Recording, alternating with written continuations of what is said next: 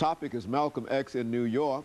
And of course, we have to talk about his experiences with Malcolm X, Kwame Leo Lillard. And of course, Kwame, let's see if we can pick up where we left off. And more specifically, let's talk about his assassination. Why don't you start where you wish to start and talk about it from there? Well, I think the important to say is that after 3 years with Malcolm, listening to him, he left the country for a while. And during that period of time, obviously, he was growing. He was beginning to question some of his doctrine. So it was that in itself was a lesson, is that you always question doctrine. And what that's the second part of Malcolm's teaching to me, is that liberation is not a destination, it is a journey, and you constantly are looking and questioning your paradigms and your ideologies. Let nothing stay as it is. Question everything. So during the period when Malcolm had split with Elijah and the very simplistic concept of Islam, I was understanding the need to look at a bigger world too.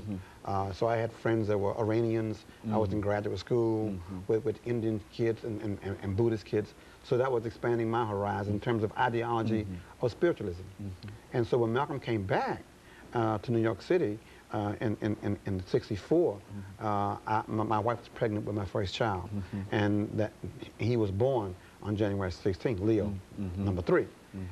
And that was in a snowstorm. It was like 18 inches of snow on the ground, and we had to trudge in the subways to the hospital to see him. But Malcolm was still doing what he was doing, and he had moved from the Harlem at Mecca to 125th Street to a bigger ballroom that he rented, and that was called the Audubon Ballroom. I went to one of those meetings, but I missed the meeting where he was taken from us by about 3 hours. I was going to go, but I got involved with many things in my community. So you really could have been. I could have been there because I had been there 2 weeks before. But that particular day, I was not there. It is fascinating to watch the New York City police, the FBI, and the CIA the day he was taken from us. It was predicted by the Malcolm X organization that there'd be a move to destroy Elijah Muhammad's mosque, right? To prove that Malcolm was killed by Muhammad, and Malcolm's men then destroyed Muhammad's mosque. Ironically, nobody in Harlem was duped by it, because the people in Harlem knew that this was a CIA plot in the first place. This is the common feeling in Harlem. And as perchance, I went to Harlem to look what a mosque was.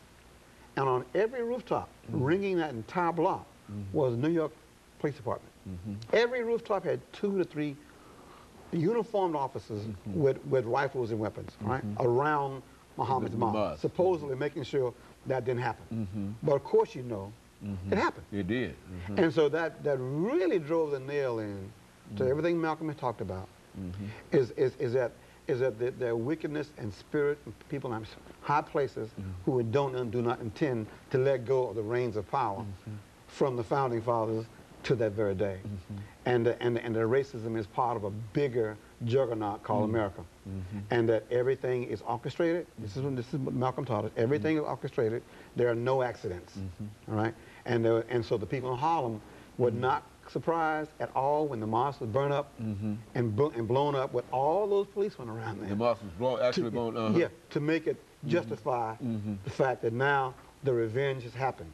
The Elijah people killed Malcolm, and Malcolm's people blew up the mosque, Elijah's mosque, and that was a chain that caused an effect. Right. And so the funeral was phenomenal. I mean, I went to the funeral. I did go to that. I took slides of the funeral. It was probably 2 to 5 degrees above zero at the funeral, and people were absolutely uncomfortable. Hands almost frostbitten, feet almost frostbitten.